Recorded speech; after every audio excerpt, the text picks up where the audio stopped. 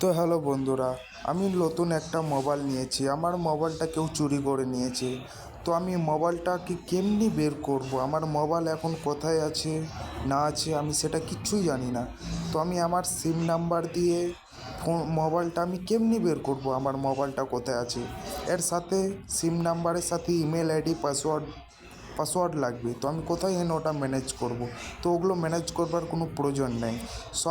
সব থেকে আপনাকে আগে আসতে হবে গুগল ম্যাপে আসার পরে আপনার ফোন নাম্বার এবং আপনার নামটা দিয়ে সার্চ করবেন, আসবে না, তাই তো?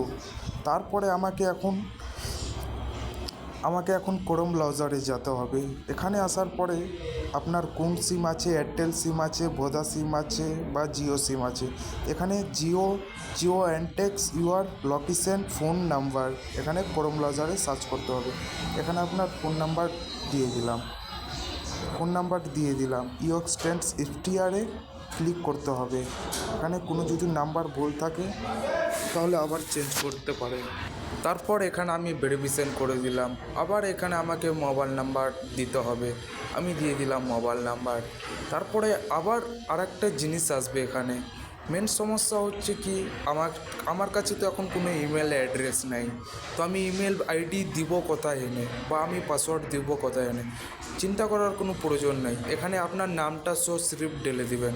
তারপরে এখানে ইমেল আইডি, মানে আপনার মোবাইলে বা আমার মোবাইলে যে কোনো ইমেল আইডি আছে ওটা দিলেও হবে। কারণ যে ইমেল আইডিটা কনফার্ম গুগল ম্যাপের সাথে কানেক্ট হওয়া চাই, মানে চালু যেন থাকে ম্যাপের সাথে ইমেল আইডিটা। এখানে চালু আছে তো দেখতে পাচ্ছি। তো আবার আমি এখানে ফোন নাম্বার দিয়ে দিলাম। এখানে ফোন নাম্বার দিয়ে লিখে স্টোর ক্লিক করে দিলাম। আমি ভেরিফাই করে দেবো এখন, ঠিক আছে? ভেরিফাই করে দেবো। তারপরে আবার এখানে ইউর নেম চাইবে, আবার দাও। মানে এখানে ডবল দিতে হবে, মানে কনফার্ম সাকসেস 100% রেখে সমান, মানে একটাও যদি কিছু ভুল থাকে তাহলে হবে না। আবার এখানে আমি কম্পিউটার লকজকসে ক্লিক করে দিলাম। এখানে মানে কম্পিউটার রিস্ক করে দিলাম, কারণ যে কম্পিউটার রিস্ক না করলেও হবে না কাজটা। এখানে আবার মোবাইল নাম্বার দিয়ে আবার ভেরিফিকেশন করবো। ওখানে কম্পিউটার লিঙ্কসে ক্লিক করে আবার এখানে ভেরিফিকেশন করব। এই তো এখানে দেখতে পাচ্ছেন 100 সাকসেস হয়ে গিয়েছে। প্লাস এখানে কন্ট্যাক্টরের নাম্বারও পাওয়া যাচ্ছে, কারণ যে আমি ওর সাথে যোগাযোগ করতেও পারি। দিয়ে আমি বিনা ওটিপিতে আমি এখন কাস্টমার কেয়ারে ফোন লাগিয়ে লোকেশনটা কোথায় আছে না আছে সেটা আমি জেনে নিতে পারি। তো ঠিক আছে, আমি তো সাকসেস করে দিলাম। এবার এসে আমি গুগল ম্যাপে এসে আমি যে ইমেল আইডিটা দিলাম ওটা আইডি এখানে সার্চ করব, প্লাস এখানে মোবাইল নাম্বার সার্চ করব, প্লাস নামটা সার্চ করব। মানে আমি ওখানে যেটি জিনিস দিয়ে ভেরিফাই করলাম শুধু ওই জিনিসটি লাগবে। ওটি তো মুখস্থই থাকবে, বা তোমার মনে থাকলে ওটা দিয়ে দিতে পারো, জলদি হয়ে যাবে।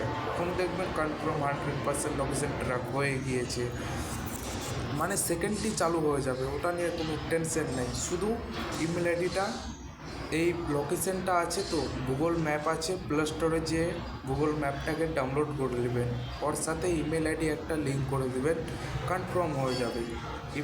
যে ইমেল আইডিটা গুগল ম্যাপের সাথে লিঙ্ক করে চালু করা আছে, আপনার লোকেশনটা চালু করা আছে, ওই ইমেল আইডি যে কোনো একটা ইমেল আইডি দিয়ে দিলে হয়ে যাবে। শুধু নাম্বার লাগবে হাই, এক্সটার্ন নাম্বার চালু রাখবে, আর ওই নাম্বারটায় রিচার্জ লাগবে, তাহলেই কনফার্ম বের হয়ে যাবে লোকেশন। আর এখন দেখতে পাচ্ছেন লোকেশন বেরিয়ে গেলো। আমি লোকেশনটা ট্র্যাক করেছিলাম অ্যান্টেক্স ডিপ অ্যান্ডস মালাহারে। তো এখানে লোকেশনটা দেখিয়ে দিল আমাকে। তো আর কী